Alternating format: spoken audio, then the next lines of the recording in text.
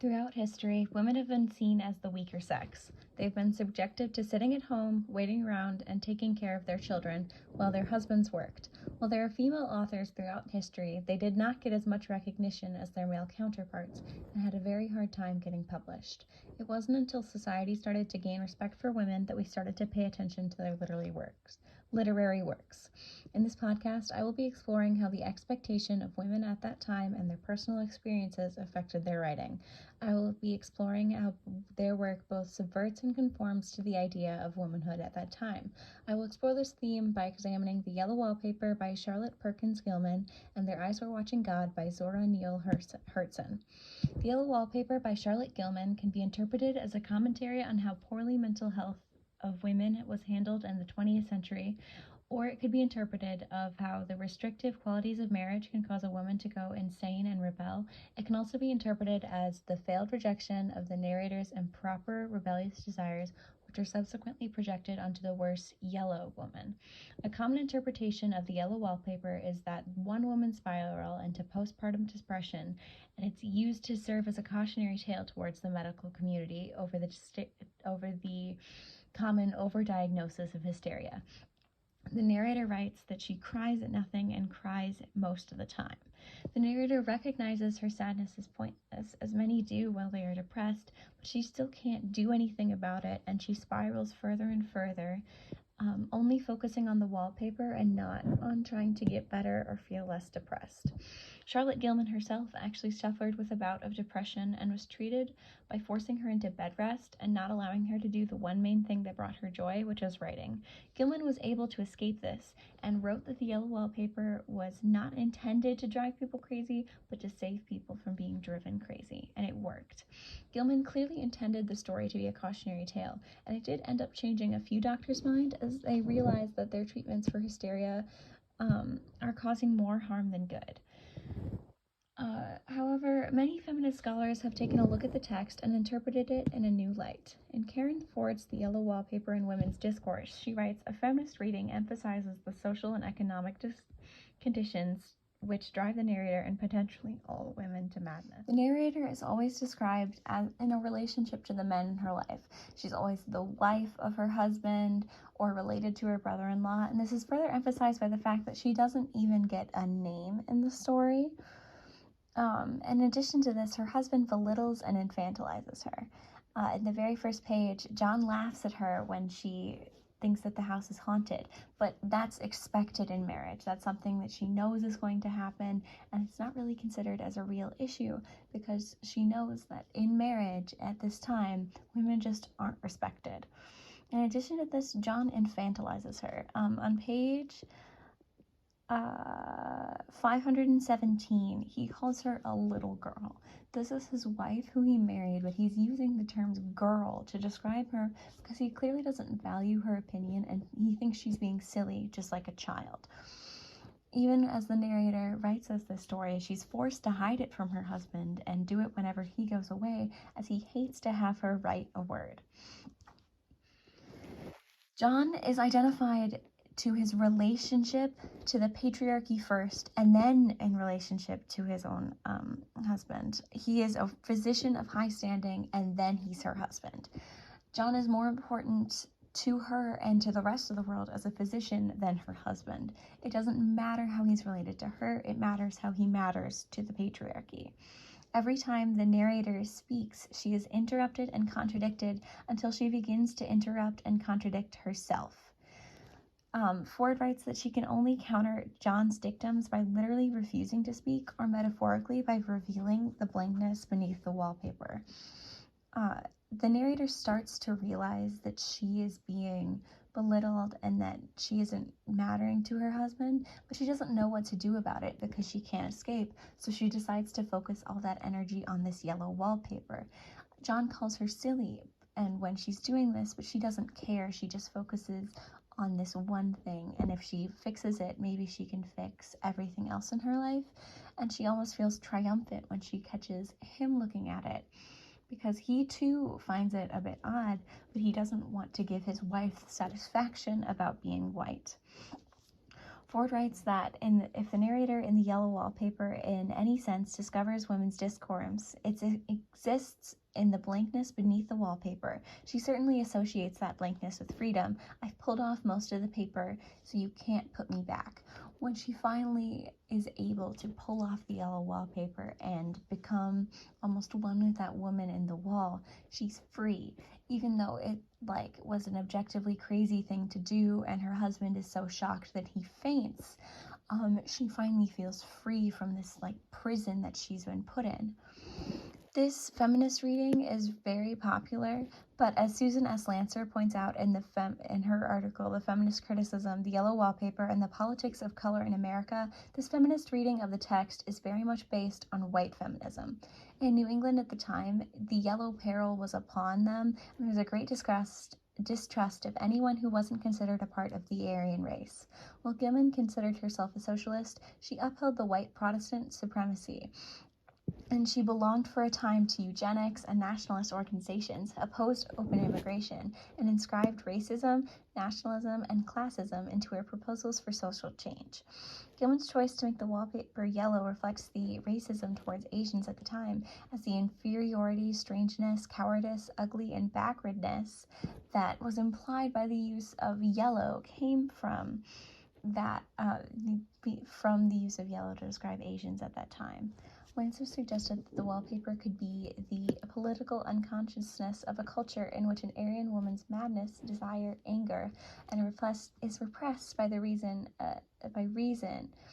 by duty, and by proper self-control.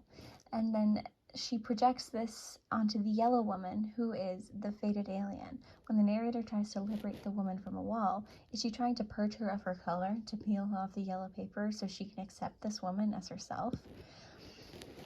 This yellow woman is essentially a reflection of the narrator, as she sees her creeping around like she wants to. She wants to be free and out of the house, and she focuses so much on this yellow wallpaper. And this woman, since she's described as always creeping, and most women do not creep by daylight. If this woman's a woman of color, it makes sense that the narrator would see her behavior as strange and unladylike while still being fascinated by it. Gilman's story conforms to the common idea at the time that women were crazy and emotional, as it shows the narrator in her downward spiral into madness. However, this madness is clearly shown to be made worse by the lack of other entertainment in her life, and the narrator's writings show resentment towards her husband, which was not allowed of women at that time.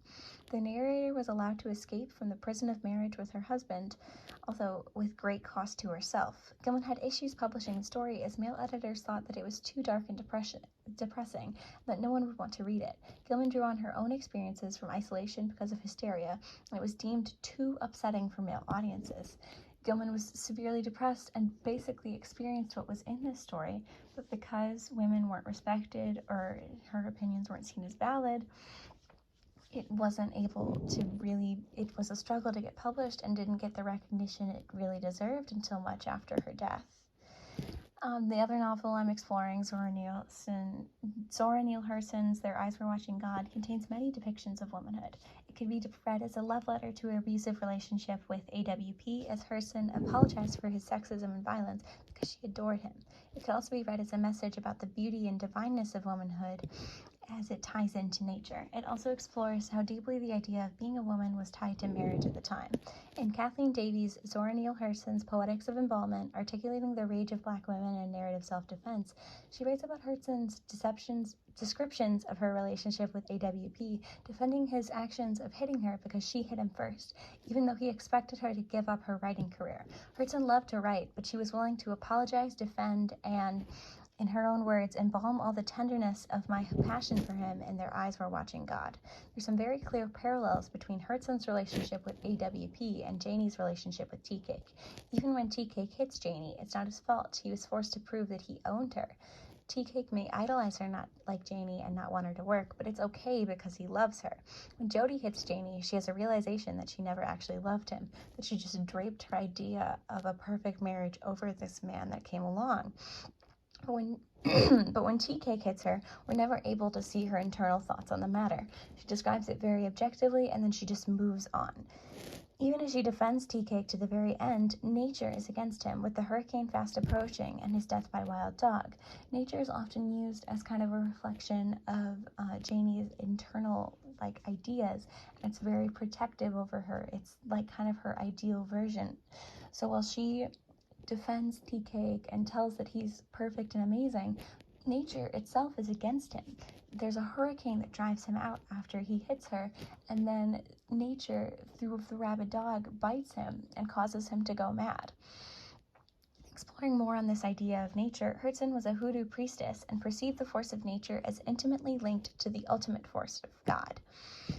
In this, she discusses, in the very beginning, when Janie realizes what marriage is, she talks about how she saw a dust-bearing bee sink into the sanctum of a bloom, the thousand sister calyxes arched to meet the love embrace, and the ecstatic shiver of the tree from root to tiniest branch, creaming in every blossom and frothing with delight. So this was a marriage.